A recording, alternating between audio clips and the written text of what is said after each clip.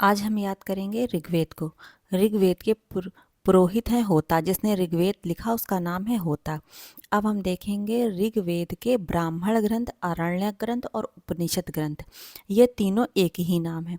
ऐतरेयी ब्राह्मण, कौशिकी ब्राह्मण, यही इसके आरण्यक ग्रंथ के नाम है, यही इसके उपनिषद ग्रंथ के नाम है। इसका उपवेद है ये ऋग्वेद का उपवेद है आयुर्वेद।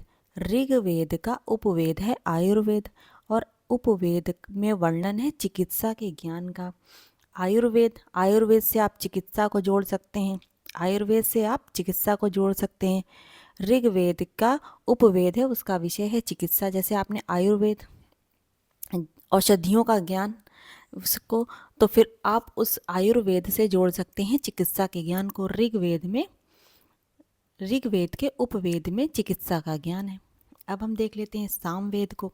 सामवेद है सामवेद के जो पुरोहित हैं वो उद्गाता हैं। सामवेद के जो पुरोहित हैं वो उद्गाता हैं। उद्गाता मतलब गाने वाला, इसमें संगीत का ज्ञान है। अब इसके हम लोग ब्राह्मण ग्रंथ देख लेते हैं। पंचविश और षड्विश मतलब पंचविश और षड्विश। पंचविश मतलब 25वां और षड्विश मतलब 26वां। जब इसमें 25 भाग थे तो इसको पंचविश कहते थे, जब इसमें 26वां भाग जोड़ा गया तो इसे षड्विश कहने लगे। इसके जैमिनीय ग्रंथ हैं और वंश ब्राह्मण ग्रंथ हैं। पंचविश और षड्विश आप याद रख सकते हैं। और अब हम इसके सामवेद के आरण्य ग्रंथ पे आएंगे। आरण्य ग्रंथ में सामवेद के जैमिनी है, जो हमारा ब्राह्मण ग्रंथ भी है, उसका आरण्य ग्रंथ जैमिनी है। और छंदोग्य आरण्य ग्रंथ है। अब हम देखेंगे उपनिषद। सामवेद का जब हम उपनिषद देखेंगे तो उसमें देखेंगे छंदोग्य उपनिषद है और केन उपनिषद है। 2 उपनिषद हैं इसके, छंदोग्य उपनिषद और केन उपनिषद। अब हम देखेंगे सामवेद का जो उपवेद है वो गंधर्व है। अब सामवेद का जो उपवेद है वो गंधर्व है। इसमें संगीत का ज्ञान दिया गया है। इसमें संगीत का ज्ञान है। अब हम देखेंगे यजुर्वेद। यजुर्वेद का जो पुरोहित है वो अथर्वयु है।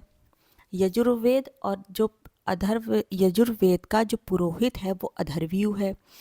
शतपथ ब्राह्मण तैतरेयी, ये इसके ब्राह्मण ग्रंथ हैं।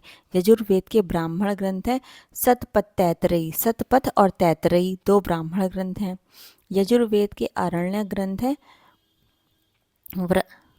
वृहद अरण्यक और तैतरेयी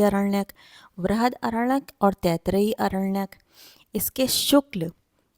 इसके शुक्ल यजुर्वेद के उपनिषद हैं वृहद अरण्यको उपनिषद और ईसो उपनिषद। अब इसके देखेंगे कृष्ण यजुर्वेद के जो हमारे उपनिषद हैं वो कठोपनिषद है। कठोपनिषद तैतरेयी मैत्रायणी श्वेताश्रो उपनिषद। और यजुर्वेद का जो हमारा उपवेद है वो धनुर्वेद है। धनुर्वेद मतलब धनुष इसमें है।